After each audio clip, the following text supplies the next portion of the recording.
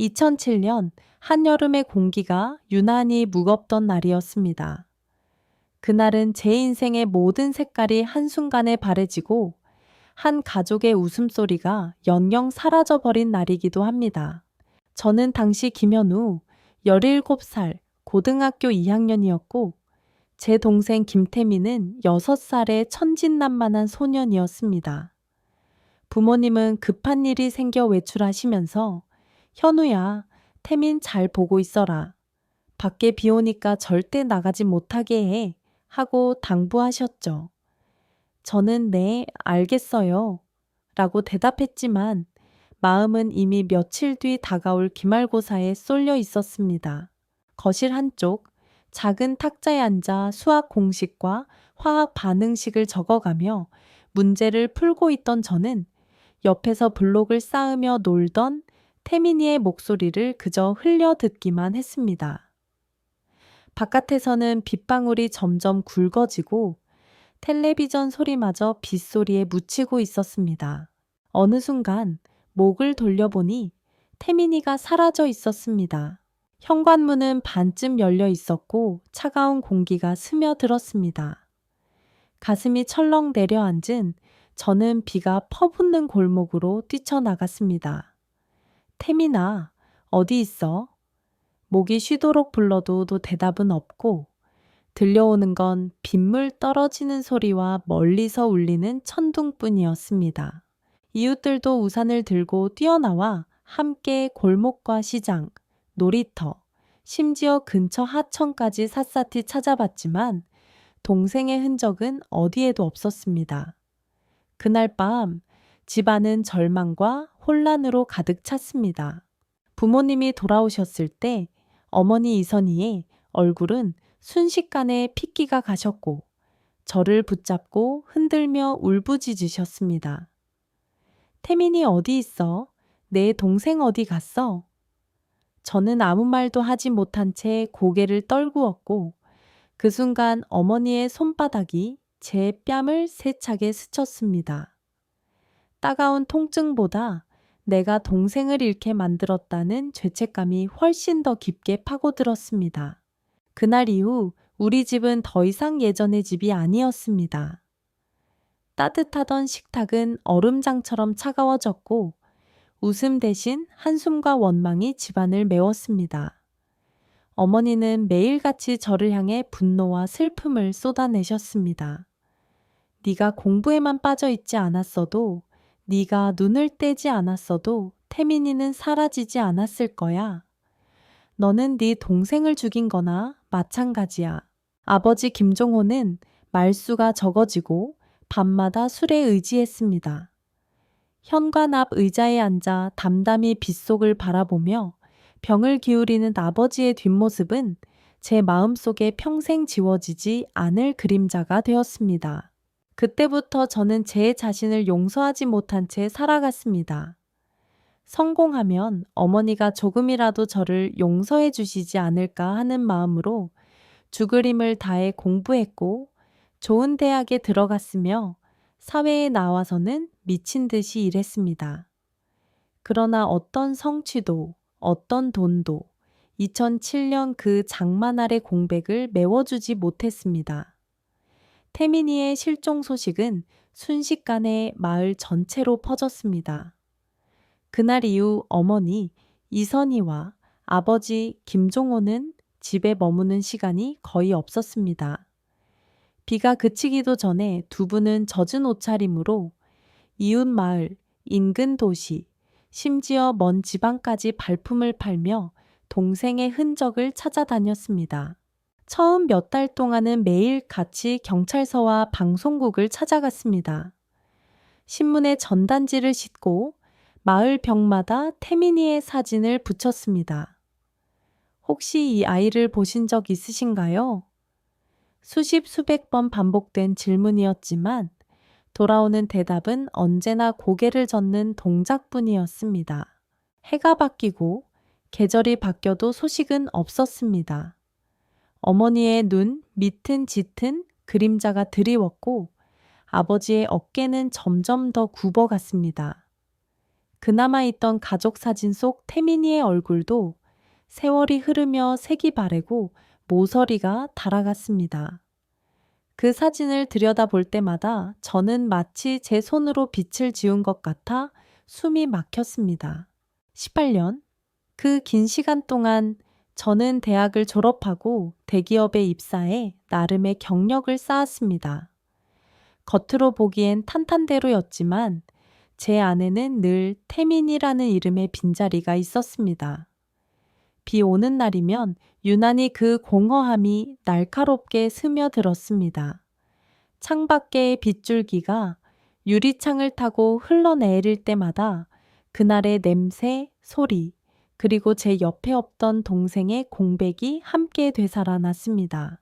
어머니와의 관계는 여전히 얼어붙어 있었습니다. 명절에 집에 가면 식탁 위엔 어머니와 저 단둘이 마주 앉아 있지만 대화는 거의 없었습니다. 필요한 말만, 그것도 짧게. 그 침묵 속에서 저는 늘 용서받지 못한 사람이었고 어머니의 눈빛은 그 사실을 확인시켜주는 차가운 거울이었습니다. 아버지는 결국 술로 몸을 해치셨고 몇 해 전 세상을 떠나셨습니다. 병상에서 제 손을 꼭 잡고 눈물만 흘리셨지만 단 한마디도 하지 않으셨습니다. 그 눈물이 무엇을 말하려는지 저는 너무도 잘 알았습니다. 찾아주지 못해서 미안하다는 마음, 그리고 저를 향한 안타까움. 세상은 저를 성공한 사람이라고 불렀습니다. 하지만 제 안의 가장 깊은 곳엔 18년 전 빗속에 홀로 남겨진 한 소년과 그 소년을 지켜주지 못한 형이 여전히 서 있었습니다. 그날 이후 저는 단 한 번도 진정한 평화를 느낀 적이 없었습니다. 그날은 평범한 주말이었습니다. 오랜만에 거래처와의 모임이 있어 서울 시내의 한 고급 레스토랑을 찾게 되었습니다. 저는 이런 자리에 별로 어울리지 않는 사람이라고 생각했지만 업무상 어쩔 수 없는 참석이었죠. 식당 로비에 들어서자 은은한 조명이 비추는 대리석 바닥 위로 고급 정장을 입은 사람들이 삼삼오오 모여 있었습니다. 그 사이를 지나 자리에 앉으려는데 제 시선이 한 곳에 멈췄습니다.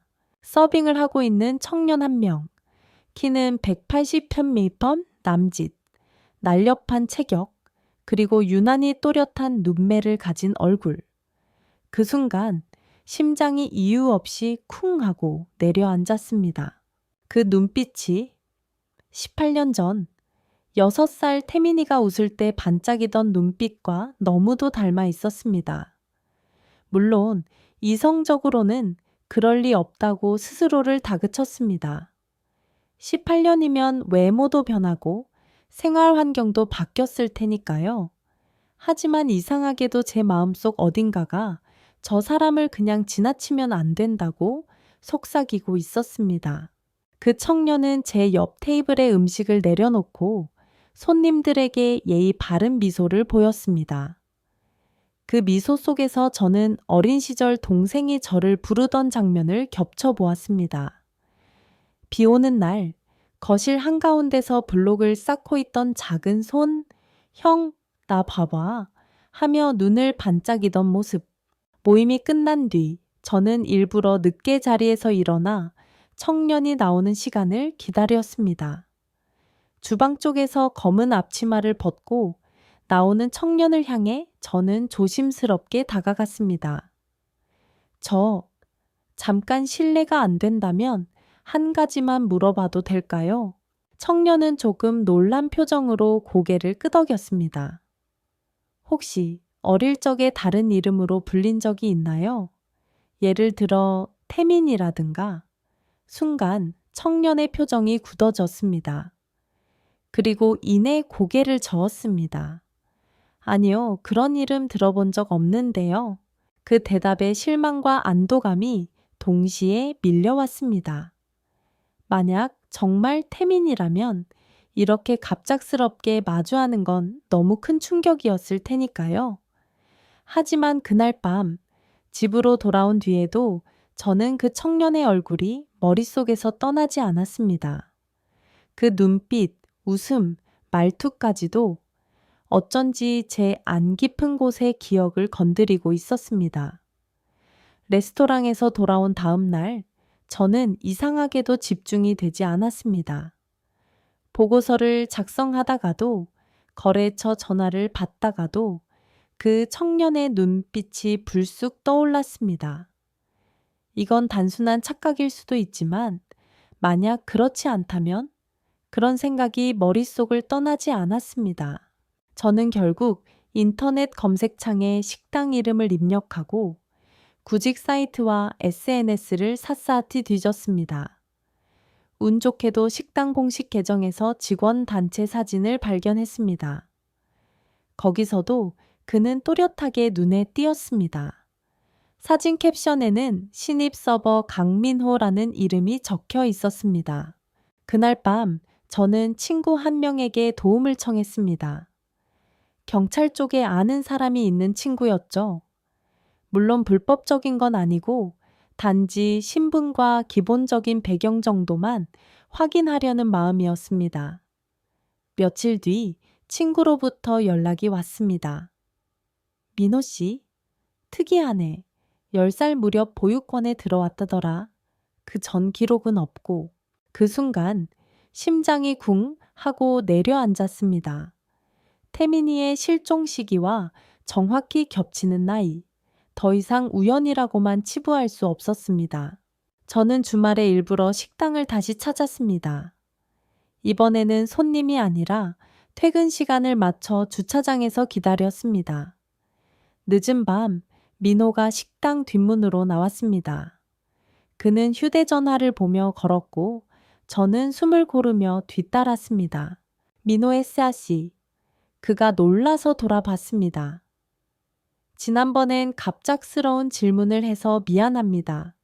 그런데 혹시 왼쪽 어깨에 작은 별 모양의 흉터가 있나요? 그건 태민이가 어릴 적 놀이터에서 넘어져 생긴 상처였습니다. 저만이 알고 있는, 가족만이 알 수 있는 표시. 민호는 잠시 멈칫하더니 묘한 표정으로 고개를 끄덕였습니다. 있긴 한데 왜 그걸 아세요? 그 순간 숨이 막힐 만큼 벅찬 감정이 치밀어 올랐습니다. 하지만 저는 차마 네가 내 동생이다 라는 말을 꺼낼 수 없었습니다. 18년 만에 재회일지도 모르는 이 순간 모든 걸 쏟아붓기엔 너무 갑작스럽고 아직 확인되지 않은 진실이 너무 많았습니다. 그래서 저는 그저 이렇게 말했습니다. 그 이야기는 언젠가 기회가 되면 꼭 해줄게요. 그날 이후 저는 민호의 주변을 조심스레 관찰하기 시작했습니다. 그의 생활 패턴, 친하게 지내는 사람들, 그리고 무엇보다 그가 과거에 어떤 길을 걸어왔는지를. 닫혀있던 문이 아주 조금이나마 열리고 있었습니다. 그리고 저는 직감했습니다. 그 문 너머엔 18년간 찾아 헤맨 진실이 기다리고 있다는 것을. 민호를 다시 만난 이후 저는 머릿속에서 수백 번도 넘게 그날의 대화를 되짚었습니다. 별 모양 흉터, 10살 무렵 보육원 입소, 그 전에 공백. 이 세 가지 단서는 너무나 강하게 과거와 겹쳐졌습니다. 저는 결국 직접 발로 뛰기로 했습니다. 우선 친구를 통해 들은 한빛 보육원이라는 곳으로 향했습니다. 도심 외곽, 오래된 벽돌 건물은 세월의 흔적이 그대로 묻어 있었습니다. 아이들이 뛰노는 운동장을 지나 사무실로 들어가자 중년의 원장님이 반갑게 맞이했습니다. 강민호 씨에 대해 문의하고 싶습니다. 혹시 가능할까요? 원장님은 잠시 저를 살피더니 서랍에서 오래된 파일 하나를 꺼냈습니다. 이 아이는 10살 때 들어왔어요. 그 전에는 경찰이 데리고 왔다고만 기록돼 있네요. 이름도 경찰이 지어준 거예요. 그 전 가족 기록은 전혀 없고요. 그 말에 저는 숨을 삼켰습니다. 경찰이 데리고 왔다. 실종된 아이가 발견되었을 때 흔히 있는 절차였습니다. 하지만 왜, 어떻게? 그리고 누구와 떨어졌는지는 전혀 남아있지 않았습니다. 원장님은 파일 속 사진 한 장을 보여주었습니다. 10살 무렵의 민호, 아니 어쩌면 태민이일지도 모르는 아이는 해맑게 웃고 있었습니다. 하지만 그 웃음 속엔 묘하게 경계심이 스며 있었습니다. 마치 세상 어딘가에서 자신을 데려갈 사람이 나타나길 기다리는 듯한 표정. 저는 원장님께 혹시 아이가 보육원 생활 중 무슨 말을 한 적이 없는지 물었습니다. 그때 원장님의 기억 속에서 하나의 장면이 나왔습니다. 그 아이가 가끔 밤에 혼잣말을 하곤 했어요. 형, 미안해. 그리고 돌아갈 거야. 라는 말도 그 말을 듣는 순간 온몸에 전율이 흘렀습니다. 태민이와 저는 어릴 적부터 떨어져 지내본 적이 없었습니다. 그런데 실종 후에도 그가 형을 기억하고 있었다면, 그리고 돌아가고 싶어 했다면 대체 무슨 사정이 있었던 걸까요? 보육원을 나서는 길, 저녁 햇살이 붉게 물든 하늘을 배경으로 아이들이 뛰어놀고 있었습니다. 저는 그 모습을 바라보며 마음속으로 다짐했습니다. 이제 절대 멈추지 않겠다고. 18년 전 그날의 진실이 아무리 아프고 충격적일지라도 끝까지 밝혀내겠다고. 보육원에서 돌아온 뒤 제 머릿속엔 한 가지 생각이 계속 맴돌았습니다. 그 아이가 왜 돌아오지 못했을까? 단순히 길을 잃은 것도 우연히 가족과 떨어진 것도 아니라는 직감이 들었습니다. 저는 실종 당시의 기록을 찾아보기로 했습니다. 구청 기록 보관소에서 18년 전 자료를 열람하는 건 쉽지 않았지만 예전 기자 생활을 했던 지인이 도움을 주었습니다. 며칠 후 그는 묵직한 봉투 하나를 제 손에 쥐어줬습니다. 이 안에 네가 찾는 단서가 있을 거야. 하지만 각오해. 생각보다 복잡할 수 있어. 봉투 속에는 당시 신문 스크랩, 경찰 보고서 일부, 그리고 몇 장의 흐릿한 사진이 들어 있었습니다. 그중 한 장이 제 시선을 단숨에 붙잡았습니다. 어두운 골목 입구에서 어떤 남자가 어린아이의 손을 잡고 있는 모습.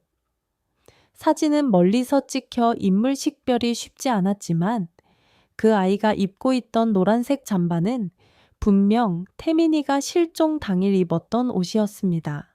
경찰 보고서에는 목격자 진술에 따르면 아이를 데리고 간 남성은 30대 중반, 키 170페이 1000m가량, 왼쪽 턱에 흉터가 있음이라고 적혀 있었습니다.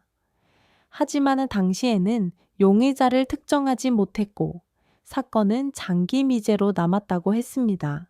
이름도 주소도 없는 그 남자. 그가 누구인지 알 수 없지만 한 가지 확실한 건 그날 이후 태민이는, 아니 민호는 완전히 다른 삶을 살게 되었다는 것이었습니다. 저는 민호에게 이 사실을 직접 물어보고 싶었지만 무작정 다가갈 수 없었습니다. 그의 마음속 상처를 다시 헤집는 건 너무 무모한 일이었으니까요. 대신 저는 우회적으로 그와 시간을 보내기로 했습니다. 식당에 자주 가서 식사를 하고 짧은 대화를 나누며 신뢰를 쌓았습니다. 그러던 어느 날 민호가 술에 조금 취한 채로 이런 말을 꺼냈습니다. 가끔 꿈을 꿔요. 골목에서 어떤 아저씨가 제 손을 잡아 끌던 장면, 그때 엄청 무서웠어요. 하지만 이상하게도 그 아저씨가 괜찮아, 곧 집에 데려다 줄게 라고 말했어요. 그 한마디에 제 등줄기를 차가운 전율이 훑고 지나갔습니다. 그건 분명 납치범의 말일 가능성이 높았습니다. 하지만 왜 그는 집에 데려다 주겠다고 했을까요? 그리고 민호는 왜 경찰이 아닌 보육원에서 발견되었을까요? 수수께끼는 여전히 풀리지 않았지만 퍼즐 조각들은 조금씩 맞춰지고 있었습니다. 그날의 그림자는 여전히 짙었지만 이제 그 안에 숨어있는 형체가 서서히 드러나고 있었습니다. 민호와 조금씩 가까워지던 어느 날 뜻밖의 전화를 받았습니다. 보육원 원장님이었습니다. 며칠 전에 어떤 남자가 찾아와서 민호에 대해 묻더군요. 이상해서 당신에게 먼저 알려야 할 것 같아 전화했습니다. 그 순간 심장이 세게 뛰었습니다. 혹시 그 남자 어떤 인상이었나요? 원장님은 잠시 망설이다가 대답했습니다. 왼쪽 턱에 길게 흉터가 있었어요. 나이는 50대쯤 돼 보였고요. 그건 경찰 보고서에 적힌 그 남자의 특징과 정확히 일치했습니다. 18년 만에 다시 나타난 걸까요? 그렇다면 왜 지금 이 시점에? 저는 곧바로 경찰서를 찾아가 과거 사건을 담당했던 형사에게 연락을 취했습니다. 다행히 그는 아직 현직에 있었고 저를 기억하고 있었습니다. 형사는 서류를 넘기며 조용히 말했습니다. 사실 그때도 유력한 용의자가 있었어. 이름은 장도현. 전과가 있었고 아이유괴 사건에도 연루된 적이 있지. 하지만 증거 불충분으로 풀려났어. 이후 행방이 묘연했지. 장도현. 그 이름은 낯설지만 듣는 순간 묘한 불쾌감이 밀려왔습니다. 형사는 이어 말했습니다. 최근에 다시 국내에 들어왔다는 정보가 있어. 민호 근처를 맴도는 이유가 뭔지 알 수 없지만 주의해야 해. 저는 머릿속이 복잡해졌습니다. 혹시 그는 단순히 과거를 회상하러 온 게 아닐지도 모릅니다. 아니, 어쩌면 아직 끝나지 않은 이야기를 마무리하러 온 걸지도요. 그날 밤 저는 민호를 찾아갔습니다. 식당은 이미 문을 닫을 시간이었지만 불이 켜져 있었습니다. 문을 열자 민호가 홀에 앉아 있었고 테이블 위엔 낡은 사진 한 장이 놓여 있었습니다. 이거 오늘 우편으로 받았어요. 그는 떨리는 목소리로 말했습니다. 사진 속에는 어린 민호와 어떤 남자가 함께 찍혀 있었습니다. 남자의 얼굴에는 왼쪽 턱에 길고 깊은 흉터가 선명했습니다. 민호의 눈빛이 흔들렸습니다. 이 아저씨, 어쩌면 저를 데려갔던 사람일지도 몰라요. 그런데 이상하게도 그때 저는 무섭지만은 않았어요. 그 말을 듣는 순간 저는 직감했습니다. 이제 진실의 문이 열리기 시작했다는 것을, 그리고 그 문 너머에는 우리가 상상도 못한 이야기가 기다리고 있다는 것을. 사진을 바라보던 민호의 손이 미세하게 떨리고 있었습니다. 그의 시선은 사진 속 남자의 흉터에서 한치도 떨어지지 않았습니다. 그러다 갑자기 민호의 표정이 굳더니 숨을 고르기 시작했습니다. 기억이 조금 나요. 그의 목소리는 낮았지만 또렷했습니다. 그날 저는 엄마랑 시장에 갔었어요. 그런데 엄마가 잠깐 다른 가게에 간 사이 그 아저씨가 나타났어요. 엄마 친구다라면서 제 손을 잡고 갔어요. 저는 그냥 따라갔고 그 후로 기억이 잘 안 나요. 저는 조심스럽게 물었습니다. 그 다음엔? 민호는 잠시 눈을 감았습니다. 그리고 아주 천천히 한 단어씩 꺼냈습니다. 작은 방. 창문은 막혀 있었고 빛이 거의 들어오지 않았어요. 근데 이상하게도 그 아저씨는 저를 때리거나 나쁘게 대하진 않았어요. 밥도 주고 같이 이야기하고 웃기도 했어요. 그 말에 저는 혼란스러웠습니다. 유괴범이라면 아이를 두려움 속에 가둬두는 게 일반적일 텐데 이건 전혀 다른 모습이었습니다. 민호는 계속 말을 이었습니다. 며칠 후 그 아저씨가 말했어요. 너 엄마한테 못 돌아가? 위험하니까. 그게 무슨 뜻인지는 모르겠지만 그는 진지했어요. 그리고 어느 날 새벽에 저를 보육원 앞에 내려주고 사라졌어요. 순간 머릿속에서 하나의 가설이 떠올랐습니다. 혹시 장도연은 진짜 범인이 아니었을지도 모릅니다. 그는 오히려 무언가로부터 민호를 보호하려 했던 사람일 가능성이 있었습니다. 하지만 그렇다면 민호를 위험에 빠뜨린 건 누구였을까요? 그리고 왜 18년이 지난 지금 장도현은 다시 나타난 걸까요? 민호는 사진을 손에 꼭 쥐었습니다. 아저씨가 그때 무슨 사정이 있었는지 이제라도 알고 싶어요. 그래야 제 인생의 빈칸이 채워질 것 같아요. 저는 고개를 끄덕였습니다. 이제 피할 수 없었습니다. 기억의 심연 속으로 들어가 그날의 진실을 끝까지 밝혀내야 했습니다. 며칠 뒤 경찰로부터 연락이 왔습니다. 장도현을 찾았습니다. 지금 동해 한 고시원에 머물고 있습니다. 그 순간 심장이 세게 내려앉는 듯 했습니다. 오랫동안 그림자처럼만 존재하던 이름이 이제는 구체적인 현실로 다가왔습니다. 저와 민호는 형사와 함께 그 고시원을 찾아갔습니다. 좁고 어두운 복도를 따라 걸을 때 발걸음마다 공기가 무겁게 가라앉았습니다. 마지막 방 앞에서 형사가 노크를 했습니다. 장도현 씨, 경찰입니다. 문 좀 열어주시죠. 잠시 후 느릿한 발소리가 들렸습니다. 문이 열리자 사진 속 그 얼굴이 나타났습니다. 왼쪽 턱의 흉터는 세월이 흘러도 여전히 선명했고 그의 눈빛은 깊은 강물처럼 차분했습니다. 민호가 작게 숨을 삼켰습니다. 아저씨? 장도현은 민호를 보더니 순간적으로 놀란 표정을 지었지만 곧 미묘한 미소를 지었습니다. 드디어 이렇게 다시 보는구나.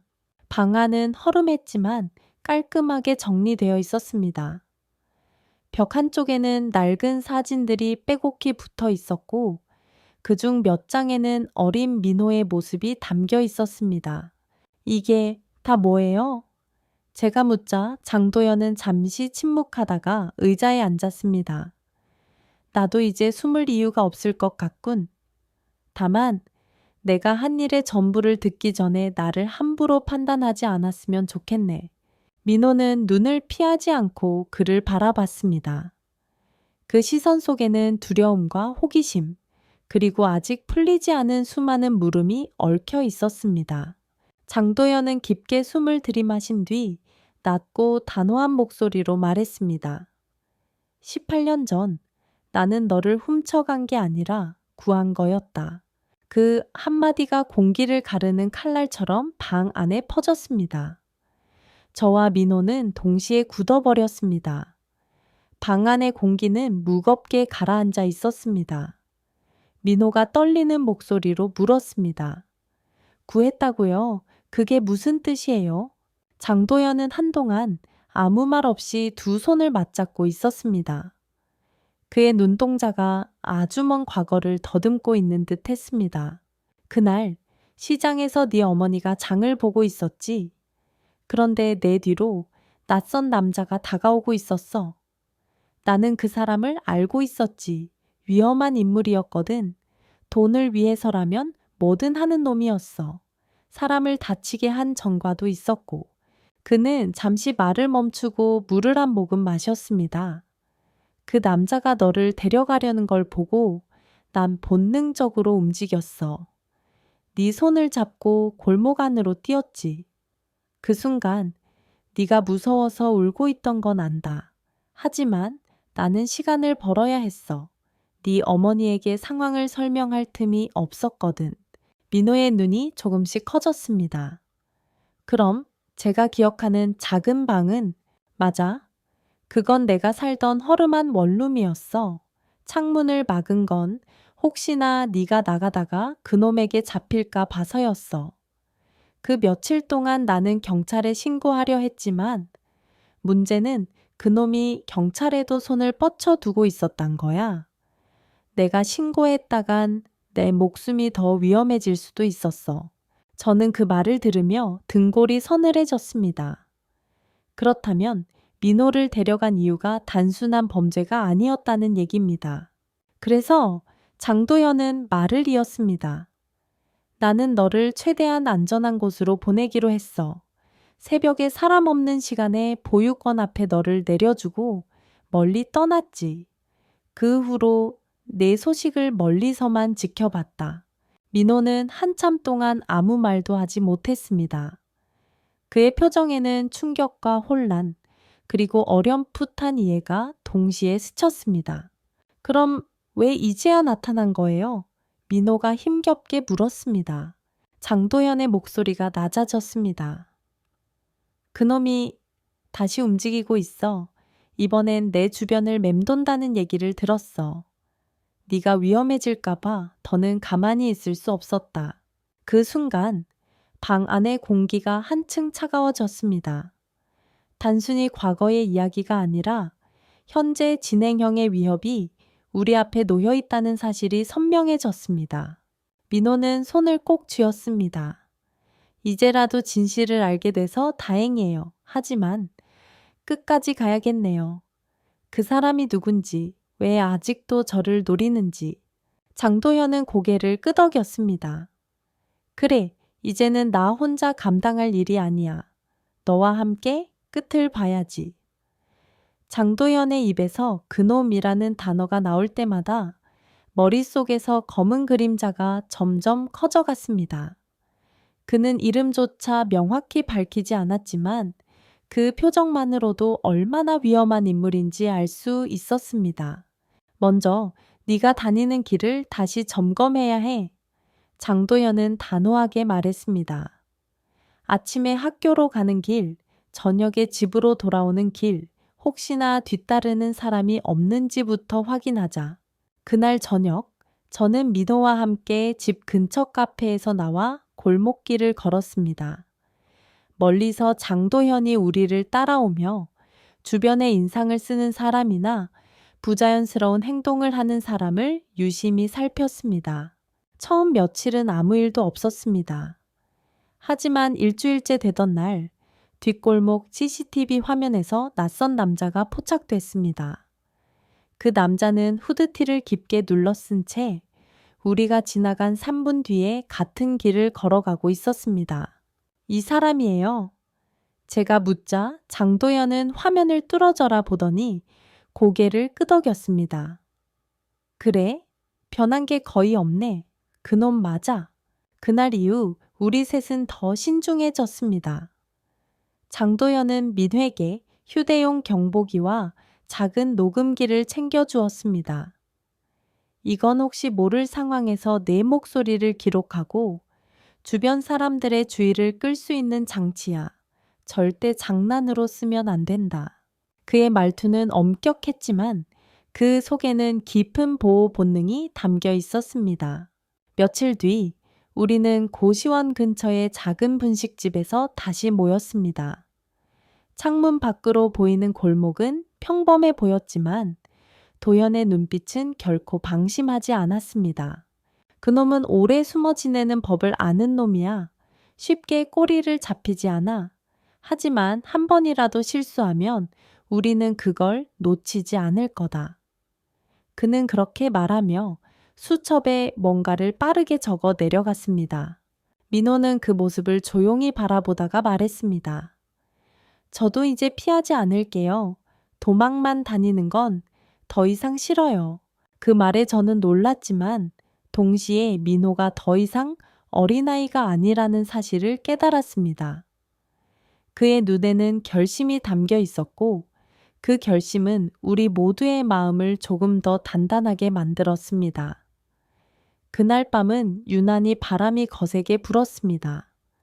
골목 모퉁이의 가로등이 바람에 흔들리며 불빛이 깜빡거렸고 그 불규칙한 빛 속에서 모든 그림자가 길게 일렁였습니다. 장도연은 낮부터 전화기를 붙잡고 누군가와 짧게 통화를 하고 있었습니다. 오늘 밤 확인해야 해. 준비됐지? 짧지만 묵직한 목소리에 저와 민호는 그가 뭔가 결심한 걸 느꼈습니다. 우리는 평소 민호가 자주 가던 문구점 앞 골목에 숨어 있었습니다. 그곳은 CCTV 사각지대가 있었고 사람들이 늦은 밤엔 거의 지나가지 않는 곳이었습니다. 도현은 일부러 그곳을 선택한 듯 보였습니다. 시간은 저녁 9시를 조금 넘겼을 때였습니다.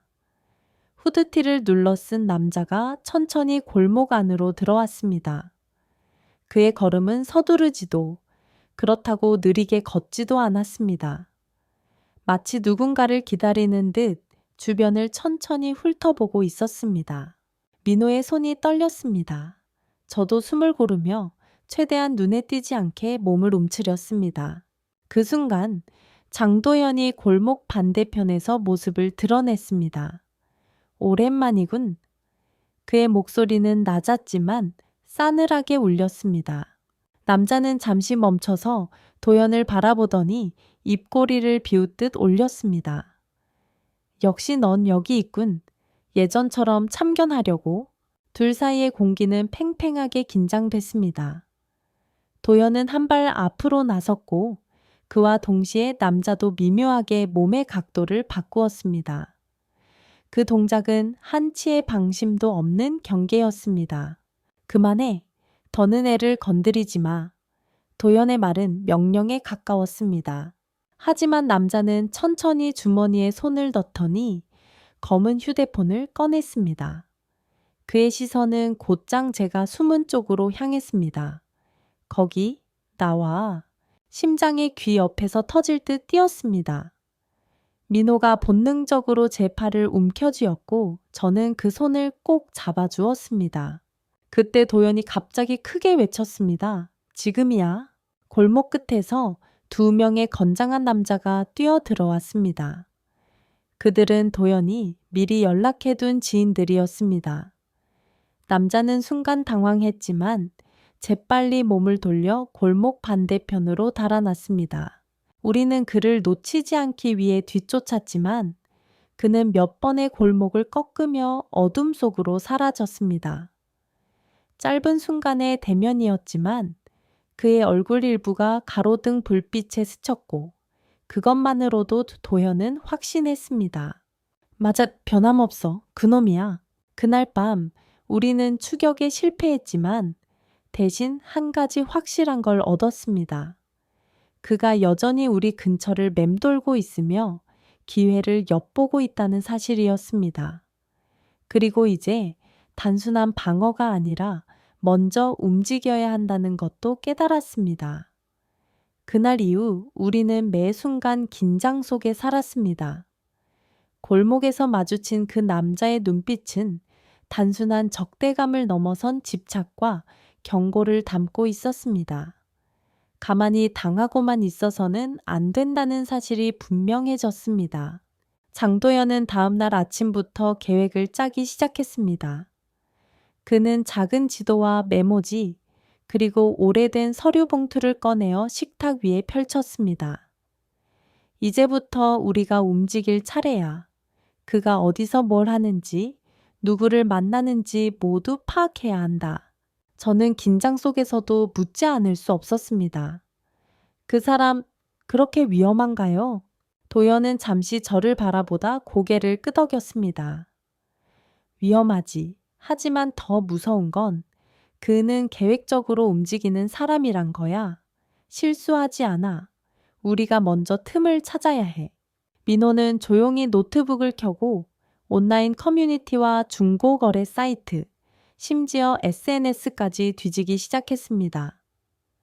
그의 손가락은 망설임 없이 키보드를 두드렸고 눈빛은 집중으로 날카로웠습니다. 혹시 이 근처에서 최근에 새로 생긴 계정이나 특이한 활동이 있으면 바로 알려줄게요. 우리는 서로 역할을 나눴습니다. 도연은 현장에서 직접 발로 뛰며 그 남자의 동선을 추적하기로 했습니다. 저는 이웃들과 조용히 이야기를 나누며 소문을 수집했고 민호는 온라인을 통해 간접적인 흔적을 찾는 일을 맡았습니다. 며칠 동안의 추적 끝에 한 가지 패턴이 보이기 시작했습니다. 그 남자는 매주 수요일 저녁 시 외곽의 낡은 창고 근처에 나타난다는 것이었습니다. 그곳은 오래전부터 쓰이지 않는 물류 창고였고 주변에는 가로등조차 제대로 켜지지 않는 어두운 지역이었습니다. 거기가 뭔가의 거점일 수도 있어. 도연의 목소리는 단호했습니다. 이번 주 수요일 거길 가보자. 하지만 이번엔 그냥 보는 게 아니라 증거를 확보하는 게 목적이야. 수요일이 다가올수록 긴장감은 더 커졌습니다. 마치 폭풍 전야처럼 우리 셋은 말수가 줄었고 대신 각자의 준비에 몰두했습니다. 카메라 배터리를 2번이나 점검했고 녹음기에 메모리도 비웠습니다. 그리고 혹시 모를 상황에 대비해 경찰 지인의 번호도 바로 걸 수 있도록 저장해 두었습니다. 그날 저녁, 하늘은 먹구름으로 가득했습니다. 바람은 차가웠고 창고 주변은 예상대로 인적이 드물었습니다. 우리는 차를 멀찍이 세워두고 풀숲 사이로 몸을 낮췄습니다. 멀리서 한 남자가 나타났습니다. 가로등 불빛이 닿지 않는 그 그림자는 우리가 찾던 바로 그 사람이었습니다. 그는 주변을 두리번거리더니 창고 안으로 들어갔습니다. 그 순간 도연이 낮게 속삭였습니다. 이제부터가 시작이야. 창고 문틈 사이로 새어나오는 희미한 불빛이 바닥에 길게 번지고 있었습니다. 녹슨 철문은 오래된 경첩 탓에 바람만 스쳐도 끼익거렸지만 그 안에서 들려오는 소리가 우리의 발걸음을 멈추게 만들었습니다. 낮고 거친 목소리, 그리고 무언가를 끌어올리는 금속 소리. 장도연이 손가락을 입술에 대며 조용히 신호를 보냈습니다. 우리는 숨을 죽이고 조금씩 문틈을 벌렸습니다. 그 안에는 작은 전등 하나가 어둠을 억누르듯 매달려 있었고 바닥에는 낡은 상자들이 무더기로 쌓여 있었습니다. 그 남자는 그중 하나를 열어 안에서 서류와 사진을 꺼내고 있었습니다. 빛이 스친 순간 사진 속 얼굴이 선명하게 보였습니다. 민호였습니다. 더 정확히 말하면 어린 시절부터 최근까지의 민호 모습이 순서대로 정리된 사진들이었습니다. 저는 본능적으로 숨을 삼켰습니다. 왜 그의 과거와 현재가 이렇게 철저히 추적되고 있었던 걸까? 그리고 왜 이 창고에서 보관되고 있었던 걸까? 도연은 천천히 휴대폰 카메라를 들어 증거를 남겼습니다. 그의 눈빛은 차갑게 식어 있었지만 손끝은 조금도 떨리지 않았습니다. 그 순간 남자가 무언가를 중얼거리며 다른 상자를 열었습니다. 그 안에는 민호뿐 아니라 저와 도연의 사진, 그리고 우리가 최근에 다녔던 장소의 CCTV 캡처 화면까지 있었습니다. 심지어 날짜와 시간, 그리고 짧은 메모가 붉은 펜으로 적혀 있었습니다. 이건 단순한 집착이 아니야. 도연이 낮게 말했습니다. 우리의 모든 동선과 생활을 통째로 장악하려는 거다. 그때 갑자기 바닥이 삐걱거렸습니다. 민호의 발끝이 오래된 나무판을 건드린 것입니다. 순간 남자의 시선이 번개처럼 돌아왔습니다. 누구야? 그의 고함과 함께 창고 안 공기가 얼어붙었습니다. 우리는 더 이상 숨을 곳이 없었습니다. 도연이 재빨리 제 손목을 잡고 창고 안쪽 기둥 뒤로 몸을 숨겼습니다. 민호는 숨을 몰아쉬며 도연의 뒤로 몸을 웅크렸습니다. 남자의 발걸음이 점점 가까워졌고 그림자가 우리 앞 바닥에 들이웠습니다. 그 순간 도연이 손목시계에 숨겨둔 작은 원형 버튼을 눌렀습니다. 미세한 진동과 함께 우리가 미리 설정해둔 경보기 소리가 차 밖에서 요란하게 울려 퍼졌습니다. 남자는 순간적으로 소리의 시선을 빼앗겼고 그 틈을 타 도연이 제 손을 끌어 문 쪽으로 달렸습니다. 창고문이 쾅 소리를 내며 열리고 우리는 차로 향해 전속력으로 뛰었습니다. 차 안으로 몸을 던진 순간 숨이 거칠게 터져나왔습니다. 도연은 운전대를 잡으며 거칠게 말했습니다. 이제 확실해졌다. 이건 그냥 경고가 아니라 사냥이야. 그 말에 제 등골이 서늘해졌습니다. 우리가 방금 본 것은 단순한 비밀이 아니라 우리를 올가매려는 계획의 한 조각이었으니까요. 그날 밤 우리는 창고에서 가져온 사진과 서류를 테이블 위에 펼쳐 놓았습니다. 형광등 불빛 아래 붉은 펜으로 빼곡하게 적힌 날짜와 메모들이 기묘하게 빛나고 있었습니다. 이건 단순한 기록이 아니야. 도연이 사진을 하나하나 뒤집으며 낮게 말했습니다. 누군가 의도적으로 오랫동안 우리를 감시해 왔다는 증거지. 민호는 손에 쥔 사진을 내려다보다가 작게 중얼거렸습니다. 이 사람 그냥 나를 미워하는 게 아니에요. 뭔가 더 큰 이유가 있는 것 같아요. 저도 같은 생각이 들었습니다. 단순한 원한으로는 이렇게 치밀하고 장기간에 걸친 추적이 설명되지 않았습니다. 그렇다면 이 사람의 목적은 대체 무엇일까? 도연은 잠시 생각에 잠기더니 단호하게 고개를 들었습니다. 이제 우리가 움직일 차례야. 그를 붙잡으려면 우리가 먼저 유인해야 해. 그의 계획은 명확했습니다. 첫째, 그가 반드시 관심을 가질 만한 미끼를 준비할 것. 둘째, 그 미끼를 미묘하게 노출시켜 그가 스스로 움직이게 만들 것. 셋째, 경찰과의 협조해 현장에서 덮치는 것. 문제는 어떤 미끼를 쓸 거냐지. 제가 묻자 도연은 의미심장한 미소를 지었습니다. 그가 가장 집착하는 건 민호야. 하지만 민호를 직접 위험에 빠뜨릴 수는 없지. 대신 그는 창고에서 발견한 한 장의 사진을 꺼냈습니다.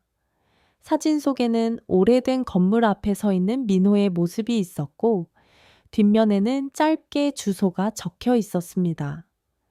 이 건물 너도 기억하지? 도현이 민호를 바라봤습니다.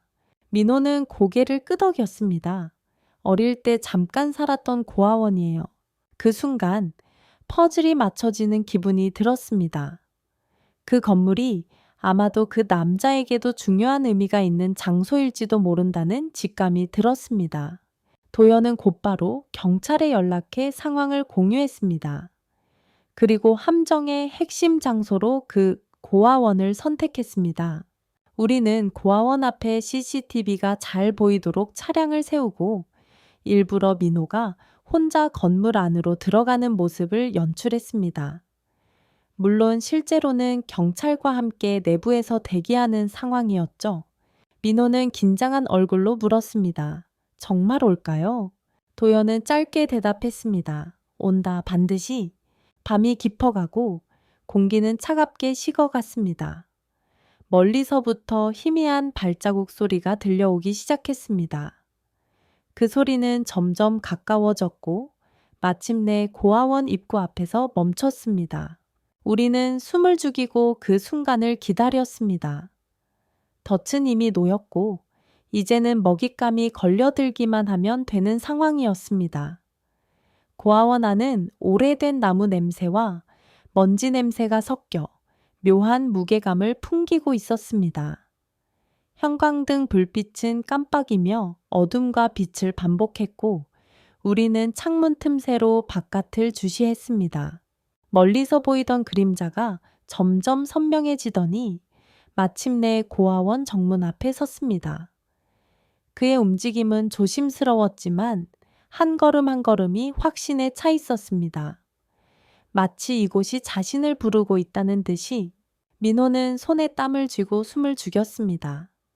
저는 그의 어깨를 살짝 눌러 안정시키며 시선을 놓치지 않으려 애썼습니다. 그 그림자가 정문을 밀어 열고 안으로 들어왔습니다. 낡은 문 흰개가 끼익하고 울리며 그 소리가 복도를 타고 멀리 퍼졌습니다.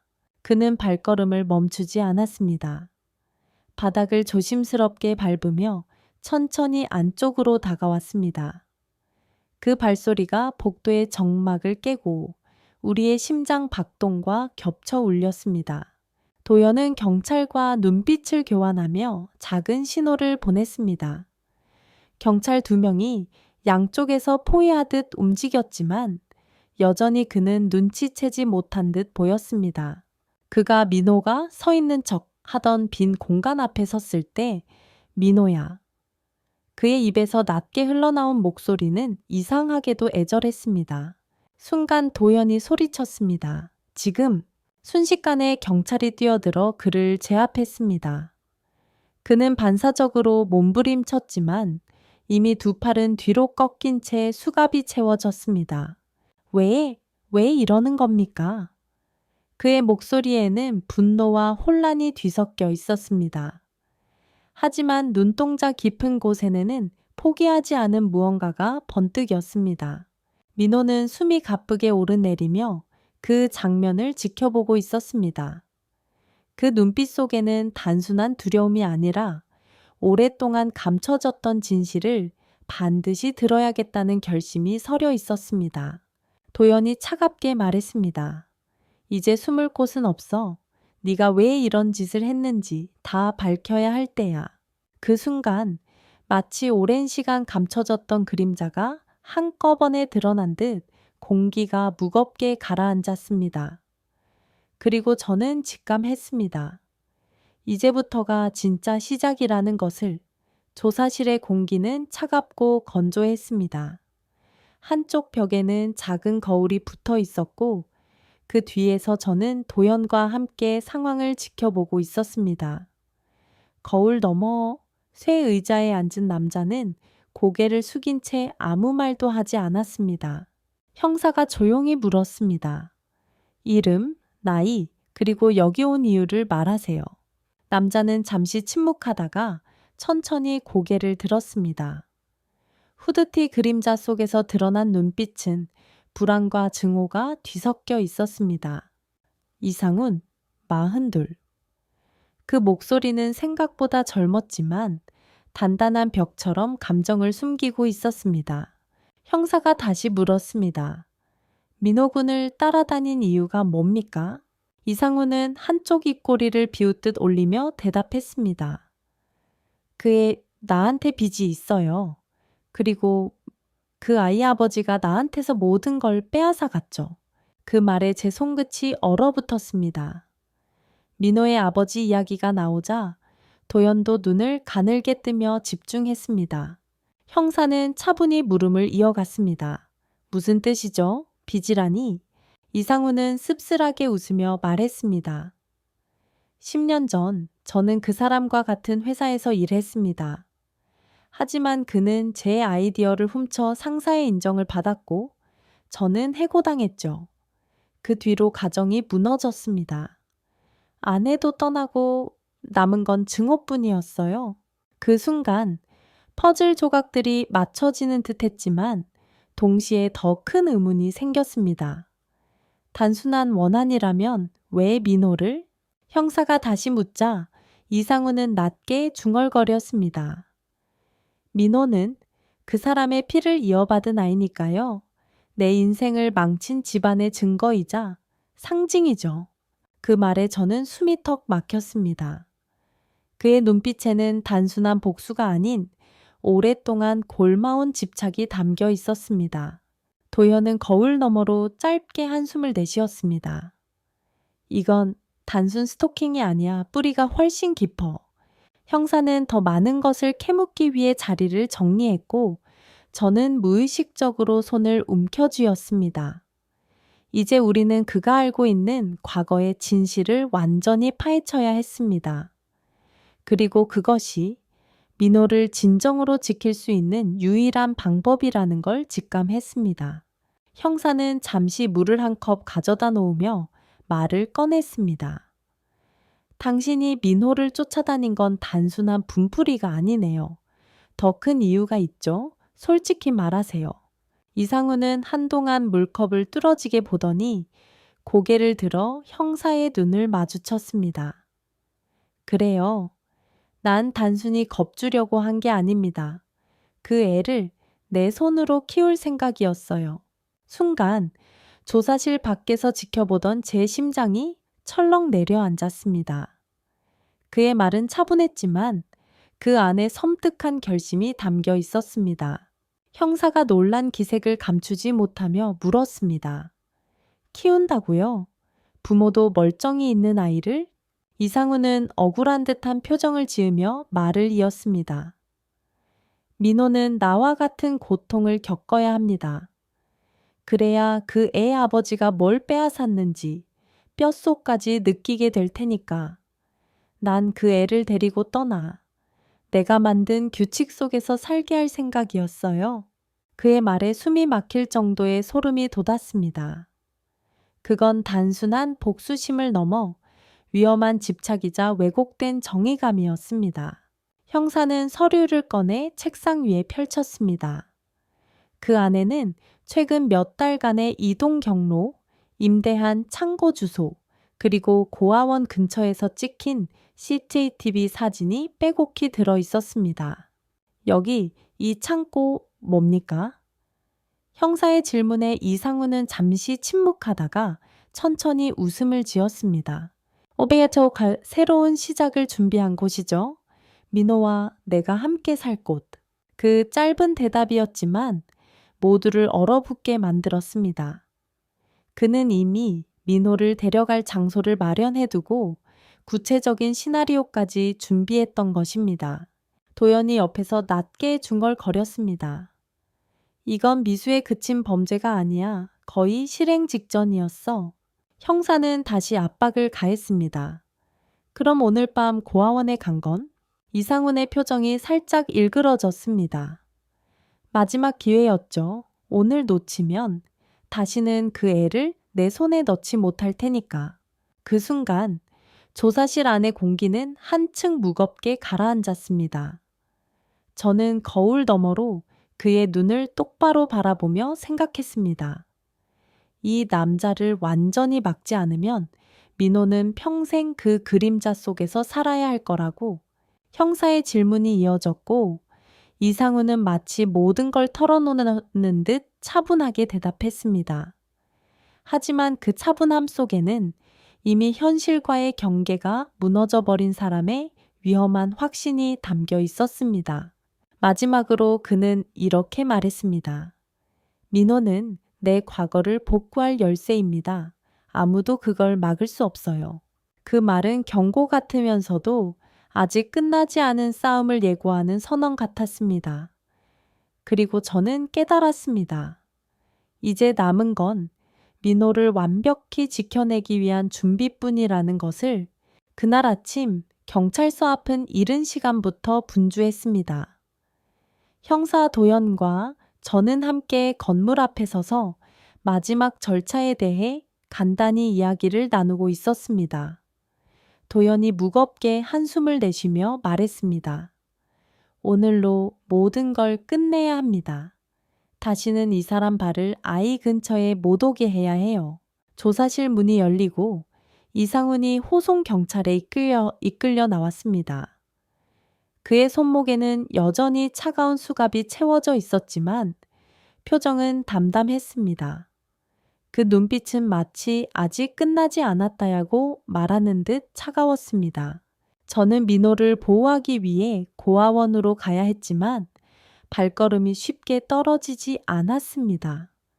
혹시라도 예상치 못한 변수가 생기면 어쩌나 마음속 불안이 끊임없이 고개를 들었기 때문입니다. 그때 형사가 제게 작은 봉투를 건넸습니다. 여기 민호가 안전하게 지낼 수 있는 임시보호소 주소입니다. 오늘부터 그곳에서 지낼 거예요.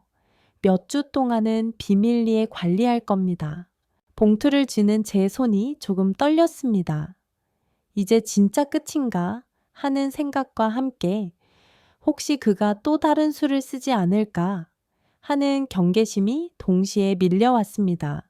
법원으로 이송되는 차량이 경찰서 앞을 지나갔습니다. 차 안에서 이상훈이 유리창 너머로 저를 바라봤습니다. 그 순간 등골이 서늘해졌습니다. 그의 입술이 천천히 움직였는데 소리는 들리지 않아도 무슨 말인지 알 것 같았습니다. 다시 올 거야? 저는 그 시선을 피하지 않고 똑바로 응시했습니다. 마치 스스로에게 다짐이라도 하듯 민호는 내가 지킨다는 결심을 눈빛으로 전했습니다. 오후가 되자 법정 안에는 피해자 측과 검찰, 그리고 피고 측이 모두 자리했습니다. 형사 도현이 갱년의 넘테 증인석에 올라 그동안의 수사 과정을 조목조목 설명했습니다. 그의 목소리는 단호했고 모든 증거 자료가 차례대로 제시되었습니다. CCTV 영상, 창고 사진, 그리고 이상훈이 직접 작성한 메모까지. 그 안에는 민호를 데려가려던 구체적인 계획이 빼곡히 적혀 있었습니다. 법정 안의 공기가 한층 무거워졌고 방청석에 있던 사람들 사이에서 작은 탄식이 새어나왔습니다. 검사가 마무리 발언에서 이렇게 말했습니다. 피고인의 행위는 단순한 위협이나 장난이 아니라 치밀하게 계획된 아동 유괴 미수입니다. 피해 아동과 가족은 평생 지울 수 없는 공포를 겪었으며 피고인에게는 그에 상응하는 법적 책임이 주어져야 합니다. 그 말에 저는 눈을 감고 깊게 숨을 들이마셨습니다. 이 순간을 기다려 왔지만 막상 닥치니 심장이 쿵쾅거렸습니다. 판사는 조용히 고개를 끄덕이고 선고 날짜를 공지한 뒤 재판을 마무리했습니다. 모든 절차가 끝나자 저는 서둘러 보호소로 향했습니다. 민호가 무사히 잘 지내고 있는지 직접 눈으로 확인하고 싶었기 때문입니다. 차 안에서 창밖을 바라보며 저는 문득 깨달았습니다. 오늘의 결전은 단순히 법정에서 끝나는 것이 아니라 앞으로 민호의 삶이 두려움에서 해방되는 그날까지 이어져야 한다는 것을. 선고일 아침, 저는 거의 뜬 눈으로 밤을 지새웠습니다. 창문 밖으로 비가 부슬부슬 내리고 있었고 그 소리가 오히려 긴장을 더 키우는 듯 했습니다. 민호를 보호소에 두고 혼자 법원으로 향하는 길, 마음속에서는 수없이 같은 기도가 반복됐습니다. 제발 이번만큼은 정의가 지켜지게 해주세요. 법정안은 이전보다 훨씬 차분했지만 공기의 무게는 여전히 무거웠습니다. 이상훈은 변호인 옆에 앉아 있었지만 그 눈빛에는 후회나 반성이라고는 찾아볼 수 없었습니다. 오히려 불만스러운 표정으로 재판부를 응시하고 있었죠. 판사가 들어오고 법정은 단번에 고요해졌습니다. 피고인 이상훈에 대한 판결을 선고하겠습니다. 그 한마디에 모두의 시선이 판사석으로 향했습니다. 판결문이 차분하지만 단호한 목소리로 읽혀 내려갔습니다. 피고인의 범행은 사전에 치밀하게 계획되었으며 피해 아동의 안전과 심리적 안정을 심각하게 해쳤습니다. 이에 법원은 피고인에게 징역 8년을 선고합니다. 순간 제 어깨에서 무거운 짐이 조금 내려가는 듯 했습니다. 하지만 완전히 가벼워진 건 아니었습니다. 8년이란 시간이 길다면 길지만 언젠가 그는 다시 세상 밖으로 나올 테니까요. 그래서 저는 마음속으로 또 다른 다짐을 했습니다. 그날이 오더라도 난 절대 무너지지 않겠다. 그리고 민호도 지킬 것이다. 재판이 끝나고 법정을 나서는데 도연이 제 옆에 다가와 말했습니다. 고생 많으셨습니다. 이제 조금은 숨을 고르셔도 됩니다. 저는 고개를 끄덕이며 작게 웃었습니다. 덕분에 여기까지 올 수 있었어요. 정말 감사해요. 그날 저녁 저는 곧장 보호소로 향했습니다. 문을 열자 민호가 저를 보며 환하게 웃었습니다. 이모, 그 한마디에 눈물이 핑 돌았습니다. 저는 민호를 꼭 끌어안으며 속으로 말했습니다. 이제 괜찮아? 너는 안전해. 며칠 후 저는 민호와 함께 작은 아파트로 이사했습니다. 이곳은 조용하고 학교도 가까워서 민호가 안정적으로 생활하기에 좋은 환경이었습니다.